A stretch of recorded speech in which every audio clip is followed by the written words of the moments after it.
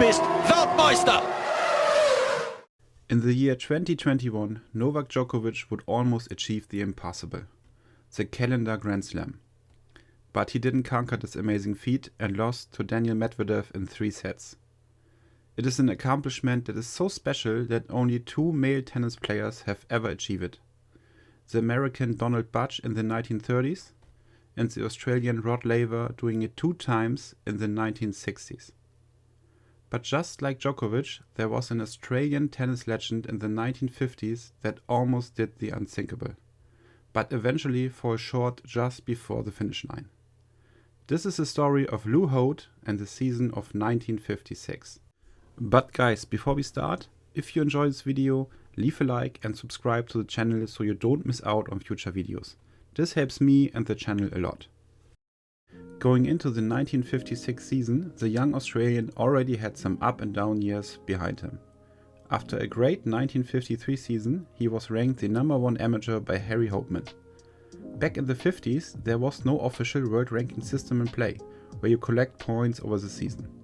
The rankings were made by known tennis experts like Hopman, Noel Brown or Lance Tingay. Hoad was the youngest player ever with 19 years and 38 days to achieve this accomplishment. It is a record that stands to this day. But I need to point out that we are talking about amateur rankings, because this was before the Open era.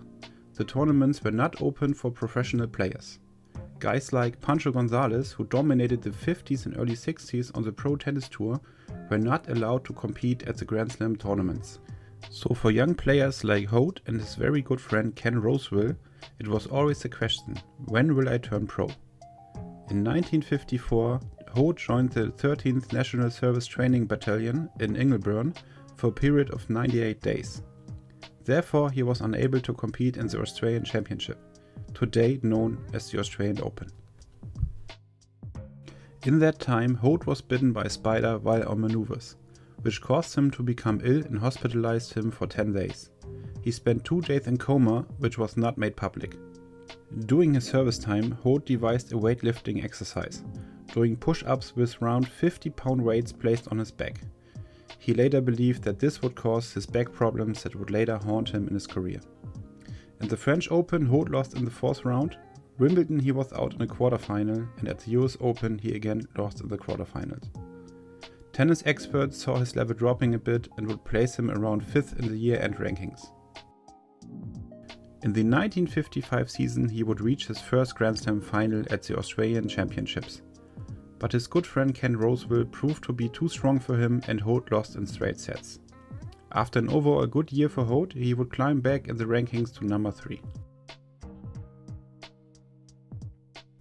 In 1956 he would again meet his longtime friend and rival Ken Rosewall in the final for the Australian Championship. This time it was Hoad's turn. He would dethrone Rosewall in 4 sets and win his first Grand Slam singles title. In April, he would overtake Rosewall as the #1 player in the world at that time. The French Open would bring Hoad his 2nd Grand Slam title, winning the final against the Swedish player Sven Davidson in straight sets. On road to the Wimbledon final, Hoad only lost 2 sets and would again meet his friend Ken Rosewall in the final. Hoad's power play again proved too much for the elegant Rosewall, and he would win his 3rd Grand Slam in a row, this time in 4 sets. Hoad experienced severe pain and stiffness in his lower back days after the Wimbledon final, at a level higher than before the tournament. He traveled to the US by boat to avoid a long plane trip. The pain, however, continued and reduced the level of his play for the remainder of the year and into 1957. With a chance to become legendary and despite of his growing back problems, Hoad would reach the final of the US Open in 1956. The chance for immortality was there. But just like Novak Djokovic 65 years later, he would fail.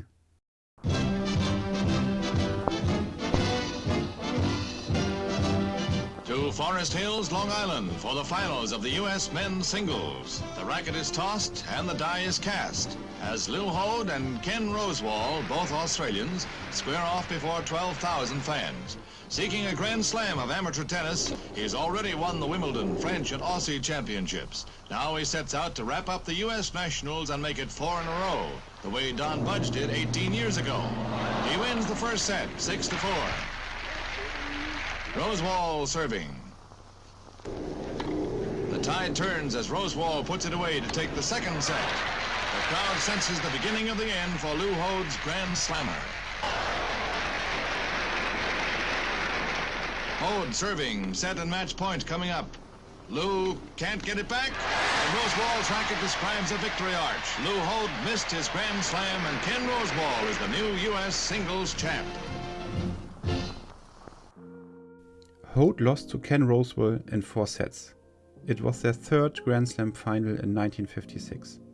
And this time it was Rosewall's turn. His friend and doubles partner would deny Lew Hoad this amazing accomplishment, but despite his final loss, he was by far the best tennis player at that time. Hoad would win 16 singles titles and 17 doubles titles in 1956. In the year-end rankings, he was rightfully placed as the number 1 by all experts. In today's time, we often talk about what was the greatest season in history. Djokovic 2015, 2011, Nadal 2010, Federer in 2005. If we go more back into the 80s, McEnroe in 1984, I think Lew Hoad's season in 1956 deserves more recognition. His powerful play that year made him almost unbeatable. And wouldn't he had his back problems later that year, who knows what could have been. In 1957, Hoad would defend his Wimbledon title and beat his countryman Ashley Cooper with a dominant performance in the final. 6-2, 6-1, 6-2. After his Wimbledon win, Hoad would turn professional, accepting an offer from Jack Kramer, a 2-year contract, with a guarantee of $125,000 with a $25,000 bonus for his win at Wimbledon. It was a record deal. Adjusted for inflation, it would be worth $1.7 million today. Over the next years on the Pro Tour, Hoad would win numerous titles, including 7 professional majors. In October of 1967, Lew Hoad would retire from tennis because of his ongoing back problems. But the advent of the Open era in April of 1968 enticed him to make sporadic appearances at tournaments. Hoad would win his final singles title on August 7, 1971, the Play Moon Fiesta 71 on clay at Birmingham, beating the Spanish legend Manuel Santana in the final. Hoad's final match was a second-round loss to German player Jürgen Fassbender in Johannesburg in November 1973. In 1980, Hoad was rightfully inducted into the International Tennis Hall of Fame. Mr. President, Bill, Harry, ladies and gentlemen, I'd just like to say that it's a great pleasure to be here today. I'm only sorry that my sparring partner from a few years ago, Kenny Rosewall, couldn't be here, but I'm sure that he'll be thinking of it and maybe even watching it on the TV. I'd just like to say that it's a pleasure to be back here today because this place brings back a lot of memories for me. It seems now that when I was here anyway, that goes back a long time to about 1954, that I always seem to be paying out money, not like today when they all seem to be getting the checks. With old Harry here, he used to fine me for not shaving and holding the fork the wrong way or something like that. But anyway, all those days are gone now, and I just feel that it's been a great honor, and I'm very happy to be here today, and I thank you all very much. Thank you. 2 years earlier, in September 1978, Hoad's back problem was successfully treated with a spinal fusion surgery, and he was relieved of pain. There had been 2 ruptured discs and a herniation. The doctor asked one of Hoad's friends, How on earth did this man walk, let alone play tennis? On January 13th, 1994, Hoad was diagnosed with a rare form of leukemia and died on July 3rd, 1994. He was 59. Well, Lew Hoad, as you're probably aware, he was my idol.